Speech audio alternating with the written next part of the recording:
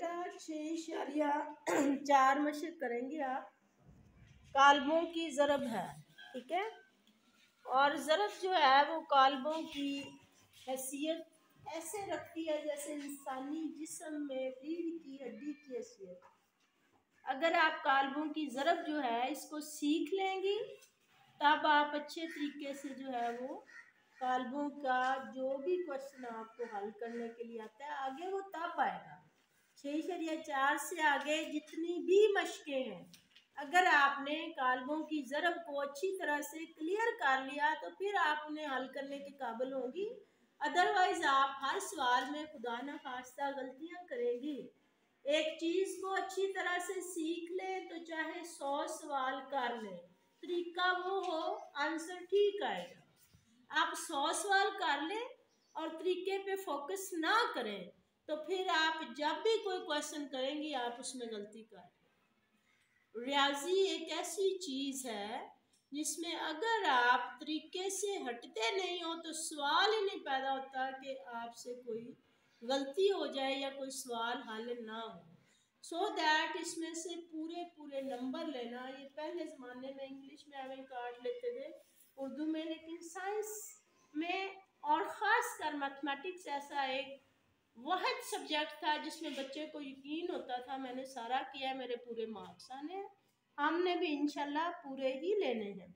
आपकी एक्समिंजा ने आपको पहला क्वेश्चन करवा दिया था। एक जैसे सवालों को हम बार बार नहीं करेंगे।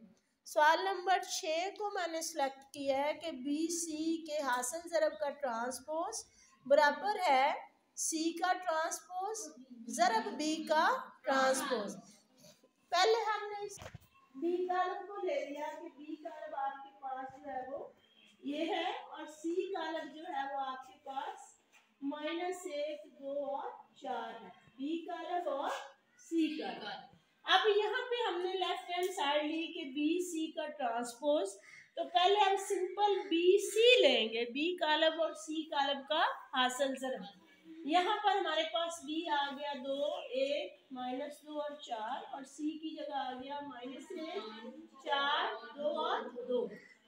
बेटा मैंने आपको सिखाया था, आप आरसी याद रखेंगी कि रो और कॉलम से मल्टीप्लाई करना, ठीक है। ये आपकी रो है या कितार है, इसको इससे ज़रब करेंगी तो सिर्फ ये याद रखना है पहला इंसाफ पहले से ज़रब, 2 को -1 से ज़रब देंगी तो दोनों में से एक नफी है इसलिए ज़रब होगा और अलामत नफी की आएगी। फिर ये दूसरा इंसा है नीचे वाले से ज़रब होगा, एक 4 से ज़रब होगा और दोनों जमा इसलिए जमा आएगी। ऊपर वाली लाइन को ज़रब देंगी ऊपर वाला हिस्सा बनेगा, नीचे वाली लाइन को ज़रब देंगी नीचे वाला, और पहले कॉलम से ज़रब देना है दोनों को और पहला कॉलम ही बनेगा, ठीक है। पहले दोनों की तारों को पहले कॉलम से ज़रब देंगी, ठीक है। ऊपर वाली की तार को इससे ज़रब दी तो ये आ गया, नीचे वाली को नफी 2 के 4 से दी तो नफी 8 और 4 को 4 से देंगी जमा 16। अब यहाँ पर देखें आपने फिर क्या करना है, दोनों की तारों को दूसरे कॉलम से ज़रब देंगी, दोनों की तारों को दूसरे कॉलम से। पहले क्या करेंगी, 2 को और 1 को इस 2 से जमा 2। अब नफी 2 को 2 से 9। आपने पहले कॉलम को, अब यहाँ पर आपने फोकस करना, अदरवाइज आप लोग बार बार गलत करोगे। आपने पहली लाइन को पहले कॉलम से, पहले कॉलम का ऊपर वाला हिस्सा बनेगा। आप जब पहले कॉलम से ज़रब देती हैं जवाब वाले कॉलम में भी पहला कॉलम ही बनेगा। और कितनी कितारें हैं उन्हें बार बार ज़रब देंगी, पहली कितार को ज़रब दी ऊपर वाला हिस्सा बन गया, दूसरी कितार को ज़रब देंगी नीचे वाला हिस्सा बनेगा। ऐसे ही अब आप सोचे ये नहीं है, अब आपने पहले कॉलम से ज़रब नहीं देनी, इसको सोचे है ही नहीं। अब आपने क्या करना है, 2 को 2 से ज़रब दी 4 आया और 1 को 2 से ज़रब दी तो 2 आया। अब क्या करेंगी, -2 को 2 से ज़रब, -2 को 2 से ज़रब तो क्या होगा -4, क्योंकि दोनों में से एक नफी था। और 4 को किससे ज़रब दोगे, 4 को 2 से, तो 4 2 8। जमा नहीं ना करना, 6 कैसे हुआ। अब जमा 4 है और नफी 2 है, 4 में से 2 निकालेंगी, 2 जमा के 16 में से नफी 8 निकलेगा, जमा का 8 बचेगा, जमा 4 जमा 2 6, जमा 8 में से नफी 4 निकालोगी, जमा का 4। और इसको आपने इस तरह से मुसावात 1 का नाम दे। ये आपके पास क्या आया, लेफ्ट हैंड साइड। अब हम इसी क्वेश्चन की राइट हैंड साइड लेंगे, राइट हैंड साइड। स्टॉप करो इसे। तो आपको राइट हैंड साइड पे क्या चाहिए, सी का ट्रांसपोज और डी का ट्रांसपोज। पीछे मैंने आपको मशक में करवाया हुआ है कि ट्रांसपोज का मतलब है कि आपने कितार का कॉलम बनाना। तो इसकी पहली कितार जो सी की है वो है -1 और 2, यहाँ मैंने लिख दिया -1 और 2।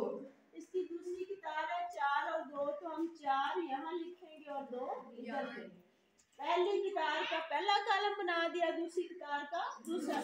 ये आपके पास क्या हो गया, सी की -1 2 2 और 4। अब बी की अगर लेना है, इसको लेना आपने, तो ये क्या हुआ, बी का जो फर्स्ट रो है आपकी पहली किताब है वो 2 और 1 और फिर -2 और 4।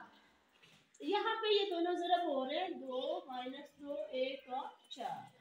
अब देखें, आपने ध्यान रखना है सिर्फ ये कि पहली किताब को पहले कॉलम से, दूसरी किताब को भी पहले कॉलम से। पहले दोनों किताबों को पहले कॉलम से जरब करेंगी, पहला कॉलम ही बनेगा, ठीक है। तो ये -1 को 2 से जरब दी, -2 आ गया, और 4 को फिर 1 से जरब देंगी, जमा 4। ऐसे नीचे वाली लाइन को 2 को 2 से जरब 4 और 2 को 1 से जरब, जमा 2। पहला हिस्सा ऊपर वाले से जरब होता है, दूसरा हिस्सा नीचे वाले से। अब इस -1 को किससे जरब, अब आपने पहला कॉलम बना लिया, अब आपने सोचना ये नहीं है, यहाँ पर आके बच्चा डिस्टर्बेंस क्रिएट करता है। जब आप दूसरे के जरब देने लगेंगे, आपने सोचना है पहला कॉलम है ही नहीं, इसको नहीं छेड़ना।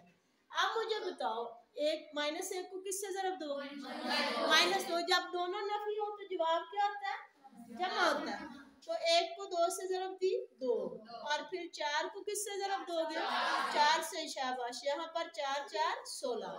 नीचे वाली लाइन देखें, 2 को किससे जरब देंगे, अब दोनों में से एक नफी है तो नफी 4 आएगा, और 4 को 2 से तो कितना हो गया, 8 आ गया। अब आपके पास क्या आया, 4 में से 2 माइनस किए 2, ये आपके पास 6 आ गया, 16 और 2 18 हो गया, 8 में से 4 निकाला 4 आ गया। अब ये हमारी मुसावत नंबर 2 हो गई। यहाँ लिखेंगे मुसावत 1 और 2 की रूह से आपके पास left hand side is equal to right hand side.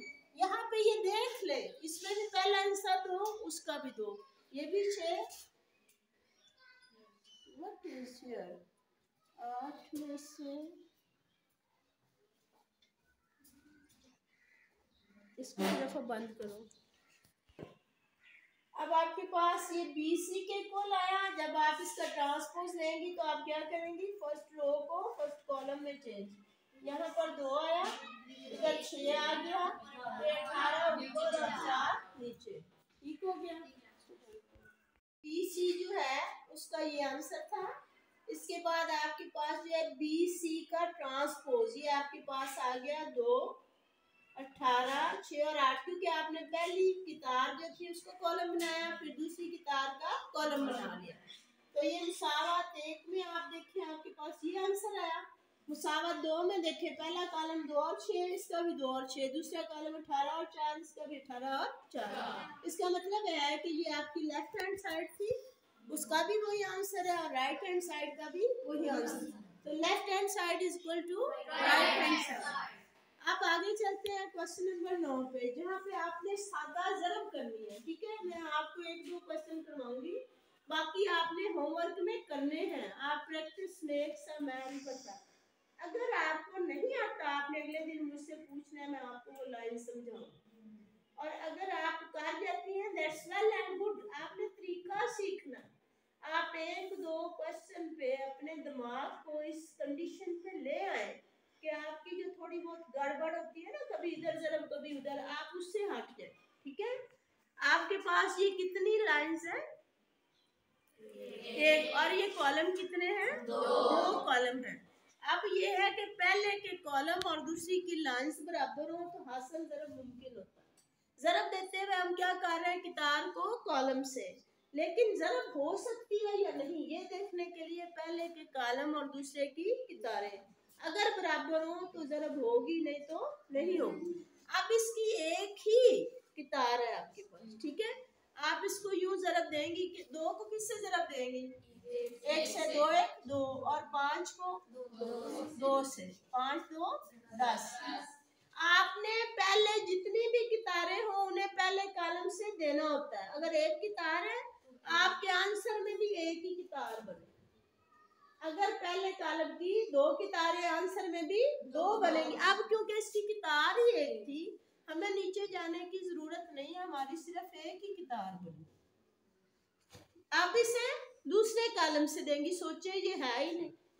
अब क्या करेंगी? 2 को -1 से -2 और 5 को 3 से जमा 15। अब आपके पास क्या आंसर आ गया? 10 और 2 12, 15 में से 2 निकालेंगी 13। तो बेटा ये आपका आंसर।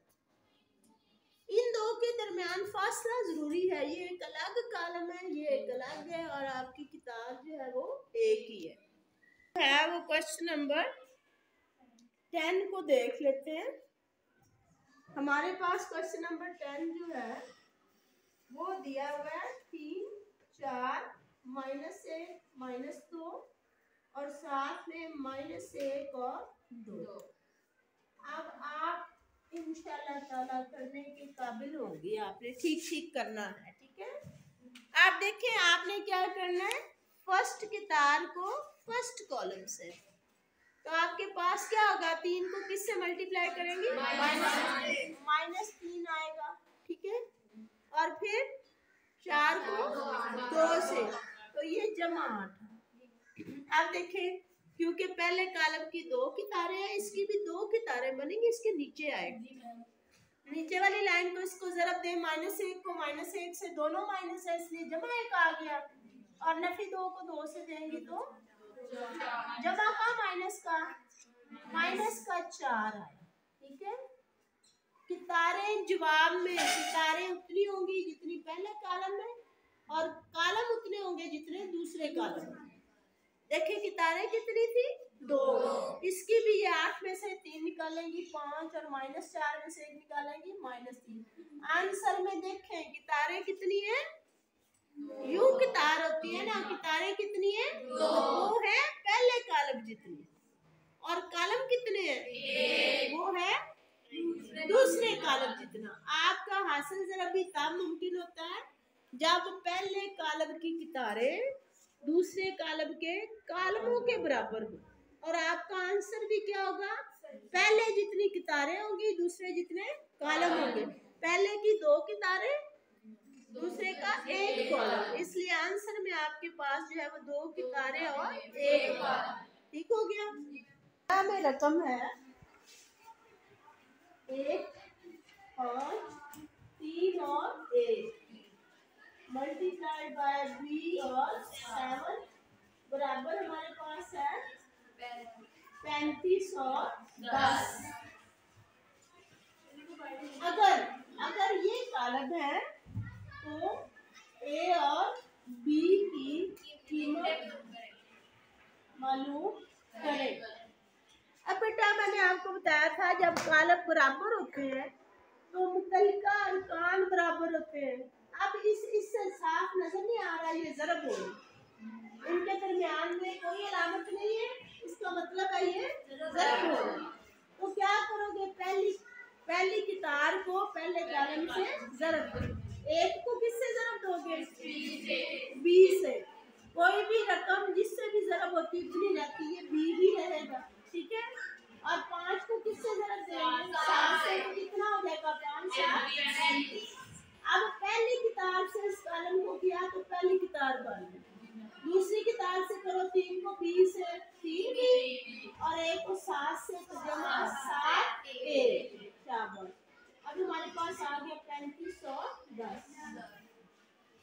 अब ये चूंकि बराबर है कॉलम तो इनके मुतनाज़िर अरकान भी बराबर होंगे। यहाँ पे हम ये निशान लगाएंगे कि इससे साबित हो, ऊपर वाला इंसाफ ऊपर वाले के बराबर, नीचे वाला नीचे वाला। तो हम क्या लिखेंगे, b जहाँ 35 बराबर है 35 के, और यहाँ मैं लिख देती हूँ 3b जहाँ 7a बराबर है 10 के।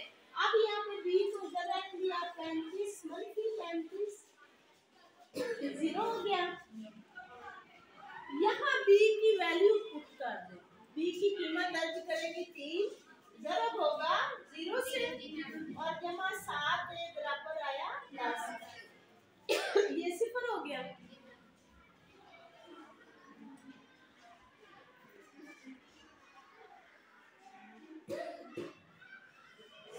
बराबर 10 के आया, दोनों तरफ 7 से तकसीम कर गया, a बराबर 10/7। तो ये आपका a बराबर 10/7, ये आपका जवाब। बाकी मशक घर से कर आना, ठीक है। अल्लाह हाफिज़।